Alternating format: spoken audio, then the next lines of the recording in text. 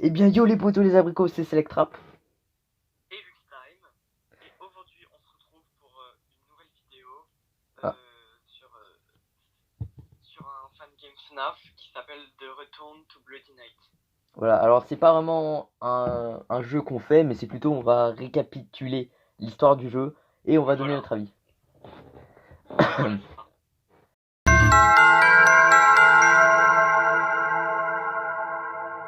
La nuit 1 commence entre un appel entre Henry et William.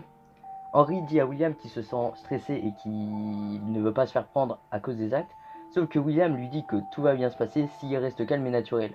On voit bien que lors de cet appel, Henry est vraiment stressé et ne se sent pas bien, mais William n'arrête pas de lui répéter que tout va bien se passer s'il reste normal et qu'il agit comme normalement en fait. Oui, c'est le principe.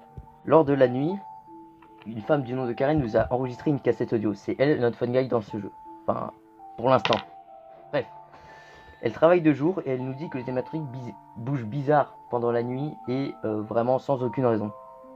Elle nous dit aussi qu'ils sont attirés par la lumière et le bruit. Dans ce cas-là, l'endroit où il y a de la lumière et du bruit, c'est notre office. Et elle nous dit aussi que si on viole les règles, on peut avoir des conséquences. La nuit 1 se finit sur un gars pointant un objet sur Fredbear. La nuit 2 commence aussi sur un appel de Henry et William. Henry dit à William qu'il veut démissionner. Il ne peut pas le suivre dans ses crimes. William dit qu'il ne peut pas lâcher. Henry s'inquiète pour sa fille, car si Henry se fait arrêter, sa fille va être toute seule. Et il s'inquiète pour elle. William dit qu'il a besoin de Henry pour construire de nouveaux robots. Henry dit qu'il a fini ce qu'il devait faire, mais William dit que Henry va le payer. Pendant la nuit 2, nous recevons aussi un appel de Karen ou de Fangirl, pas très utile. Elle raconte l'histoire de l'entreprise. Elle raconte que Henry et William se sont rencontrés à l'université, qu'ils ont fondé en 1979 Fazbear Entertainment. Elle raconte que des nouveaux animatroniques, modèles d'animatroniques arrivent en fin de semaine et que les anciens ne sont pas réparables. Elle raconte aussi que les uniformes ont été changés. Je pense qu'on s'en bat les couilles un peu. Totalement. La nuit se termine sur un homme pointant le même objet qu'il avait pointé sur Fredbear devant Spring Bonnie. Lors de la nuit 3, on reçoit encore une fois un appel. Henry appelle William cette fois-ci, paniqué, en disant que cette personne n'avait rien à voir avec tout cela et qu'il ne veut pas être impliqué pour ce meurtre. William explique que de plus en plus de personnes vont mourir si Henry reste sur la position de quitter l'entreprise. Henry dit que si une nouvelle personne meurt, le restaurant risque de fermer. Mais William en est conscient et veut juste détruire le rêve d'Henry qui était de fonder la pizzeria. Et moi et Lux, on suspecte que la personne qui a été tuée cette fois-ci serait certainement Karen et on va vous expliquer pourquoi. Donc, lors de cette cassette, Karen n'a pas enregistré cette cassette, mais c'est quelqu'un du nom de Kyle qui l'enregistre. Cette personne, donc Kyle, explique que la boîte à musique du nouveau Fredbear est buggée et donc qu'on peut l'entendre cette nuit. Il rajoute également que les nouveaux modèles arrivent bientôt. Il a ramassé une marionnette dans les allées derrière la pizzeria. La marionnette n'appartient pas à la pizzeria, mais il la garde pour la rénover et la donner à son propriétaire. En gros, il a trouvé la marionnette dans une allée, mais pourtant elle n'appartient pas à la pizzeria. La nuit se termine sur quelqu'un qui pointe un costume de Fredbear avec l'objet. Et c'est comme ça que la démo du coup de The Return to Bloody Night est finie. Ok, donc tu veux commencer, c'est là on va donner notre avis. Donc en vrai, je trouve que c'est un fan game. Enfin, il est bien graphiquement, il est beau. Mais le seul problème, je dirais, c'est que, comme je l'ai dit, en fait, dans les appels du fun guy, il y a très peu marqué d'indications contre les animatroniques. C'est-à-dire que, oui, ok, quand ils sont là, faut fermer la porte et tout ça.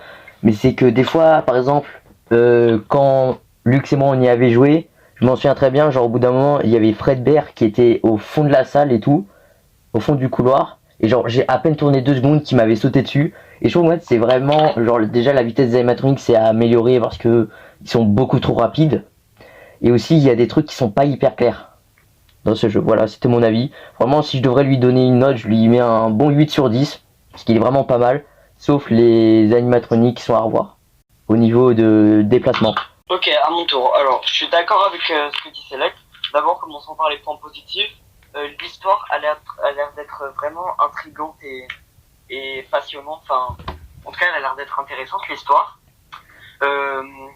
Les cinématiques de début avec les téléphones, je trouve que c'est une idée bien trouvée, que à chaque nuit on en apprenne plus. Je trouve que ça raconte assez bien l'histoire dans les appels de Karen et bah à travers les machins. Je trouve que le jeu il est beau graphiquement. Les points négatifs, c'est que bah, je suis d'accord avec Select, les animatroniques ils vont un peu vite. Et Karen, dans cet appel, elle nous explique pas tellement comment faire pour battre les animatroniques. J'avais un autre point négatif aussi. J'aimerais juste rajouter un truc sur ce que j'ai dit. Enfin, finalement, si elle nous le dit, parce qu'en fait, non, je pense pas que le truc du fun guy, ce serait vraiment genre d'expliquer, parce que dans l'histoire du jeu, non, en vrai. Mais en vrai, genre quand on meurt, j'aimerais bien genre une petite explication, genre comme par exemple, genre un peu une petite aide en mode faut vraiment fermer la porte quand il apparaît devant la porte dans ton office, pas quand il est devant les caméras au dernier stat. Et aussi voilà. C'est ça que j'aimerais bien qu'ils expliquent. Ah, et aussi moi j'ai trouvé un autre point négatif, je sais pas si c'est ce que je voulais dire, mais en fait on avait trouvé un espèce de easter egg où il fallait taper un code et tout, et genre ça nous a amené dans une pièce où il y avait un timer, mais le timer indiquait seulement 0, et vraiment c'est bizarre et il n'y a aucune explication derrière. À mon avis, c'est soit le easter egg il est buggé, soit c'est parce que on en apprendra plus plus tard. Ouais, peut-être quand le jeu sortira. C'est un peu chiant parce qu'en plus fallait quitter la nuit. C'est vrai ça. Donc voilà, et moi aussi j'avais trouvé un autre easter egg. Un autre point négatif. C'est en fait c'est pas tellement un point négatif, mais c'est les cinématiques de fin. C'est juste l'objet qu'on tient, on peut pas trop le différencier. Moi au début j'ai cru que c'était un détecteur de fantômes qui pourrait dire qu'il y a un esprit dans les animatroniques, puisque quand on pointe l'objet il s'allume, ça fait bip.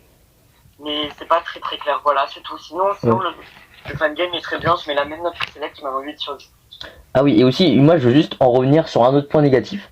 C'est genre le rapport de difficulté entre toutes les nuits. Parce que je suis d'accord que dans un Final Fantasy Freddy's, plus les nuits avancent, plus c'est censé devenir difficile. Là je suis d'accord. Mais le problème c'est que la nuit 1, on l'a réussi facile du premier coup. La nuit 2, je suis mort une fois mais on l'a réussi facile. Alors que la nuit 3, on l'a vraiment pas réussi. Parce que elle est vraiment genre hyper dur. C'est que c'est allé... Enfin ça a changé de difficulté d'un coup. Ouais, c'est que genre, je veux bien que genre que ça monte, mais il y a une différence entre ça monte et juste tu changes la difficulté directe. C'est pas la même chose. Ouais, voilà. C'est la fin de la vidéo, j'espère qu'elle vous aura plu. J'espère que vous aurez aimé ce nouveau concept et que ça vous aura intrigué pour l'histoire du jeu et que peut-être que vous allez y jouer. Ouais, enfin, bon, après 20 vues, je suis pas sûr qu'il y a beaucoup de monde qui vont y jouer. Bon. Faut espérer, oui. Bref, bah au revoir.